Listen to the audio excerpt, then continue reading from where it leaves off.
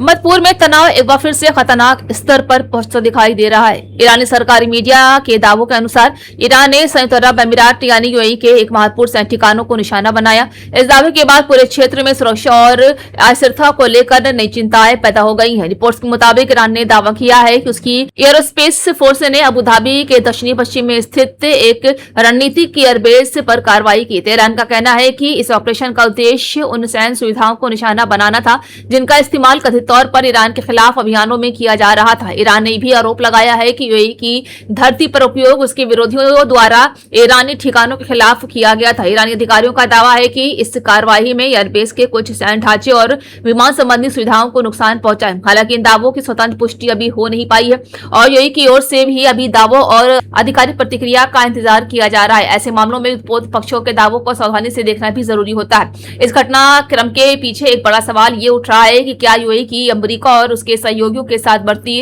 रणनीतिक साझेदारी अब उसे सीधे संघर्षीय क्षेत्रों के केंद्र में ला रही है। पिछले कुछ महीनों में ईरान ने कई बार संकेत दिया है कि वो उन देशों को भी निशाने पर मानता है जिसकी धरती से उसके खिलाफ सैन्य गतिविधियां संचालित होने का संदेह हो। विशेषज्ञों का मानना है कि यदि ये तनाव इसी तरह बढ़ता रहा तो इसका असर केवल ईरान और यूएई तक सीमित नहीं रहेगा।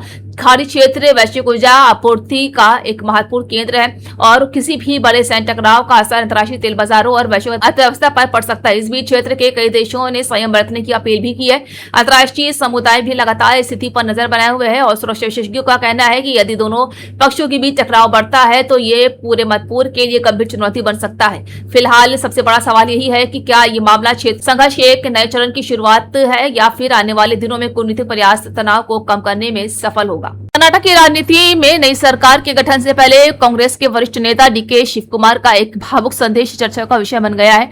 सोशल मीडिया पर साझा किए गए अपने पोस्ट में डीके शिव कुमार ने अपनी राजनीति यात्रा को याद करते हुए गांधी परिवार के प्रति आभार व्यक्त किया है। डीके शिव कुमार ने कहा है कि उनके राजनीतिक जीवन के शुरुआती दिनों में पूर्व प्रधानमंत्री राजीव गांधी ने उनकी क्षमता पर भरोसा जताया था। उन्होंने बताया है कि उस भरोसे और प्रोत्साहन ने उन्हें सार्वजनिक जीवन में आगे बढ़ने की प्रेरणा दी है। शिव कुमार ने अपने संदेश में कहा कि एक युवा कार्यकर्ता के रूप में मिली ये पहचान उनके राजनीतिक सफर का महत्वपूर्ण पड़ाव है। जी हां, कांग्रेस नेता ने अपने पोस्ट में उन दिनों को भी याद किया है जब पार्टी संगठन में काम करते हुए उन्हें वरिष्ठ नेताओं का मार्गदर्शन मिला। उन्होंने कहा है कि राजनीति में आगे बढ़ने के लिए केवल अवसर ही नहीं बल्कि नेतृत्व का विश्वास भी बेहद महत्वपूर्ण होता है। इसी विश्वास ने उन्हें जनता के बीच काम करने और संगठन को मजबूत बनाने का हौसला भी दिया। सोशल मीडिया पर उनके इस पोस्ट को लेकर समर्थकों और कांग्रेस कार्यकर्ताओं की ओर से सकारात्मक प्रतिक्रियाएं देखने को मिली है। कई लोगों ने उसे उनके राजनीतिक संघर्ष और पार्टी के प्रति समर्पण की कहानी बताया तो विपक्षी दल भी इस बयान के राजनीतिक मायनों को अपने अपने नजरिए से देख रहे हैं। डीके शिव कुमार लंबे समय से कर्नाटक कांग्रेस की राजनीति का अहम चेहरा रहे हैं और राज्य की राजनीति में उनकी भूमिका लगातार महत्वपूर्ण रही है। ऐसे में सरकार गठन से पहले आया उनका ये संदेश राजनीतिक गलियारों में चर्चा का विषय बन गया है। अब देखना दिलचस्प होगा कि कर्नाटक की नई राजनीति परिस्थितियों में कांग्रेस नेतृत्व और डीके शिव कुमार की भूमिका किस दिशा में आगे बढ़ती है। उत्तर प्रदेश के मुख्यमंत्री योगी आदित्यनाथ एक बार फिर से अपने बयान को लेकर राजनीतिक चर्चा के केंद्र में आ गए हैं। एक सार्वजनिक कार्यक्रम को संबोधित करते हुए मुख्यमंत्री योगी आदित्यनाथ ने कहा है कि जब समाज और राष्ट्र के सामने संकट खड़ा हो जाए तो शास्त्र के साथ साथ शस्त्र उठाने की भी आवश्यकता पड़ती है। उनके इस बयान के बाद राजनीतिक गलियारों में चर्चाओं का दौर तेज हो गया। हालांकि मुख्यमंत्री ने अपने संबोधन में किसी राजनीतिक दल या नेता का नाम नहीं लिया, लेकिन उनके बयान को विपक्ष पर अप्रत्यक्ष हमला माना जा रहा है। और बहनों और भाइयों, इसीलिए मैं भी आपसे कहने के लिए आया हूं, यही कहने के लिए मैं भी आया हूं आज। हम सबको इस बात को ध्यान में रखना होगा, हम सबको इस बात को ध्यान में रखना होगा कि अहिंसा और करुणा ये मानवता के भूषण है, किंतु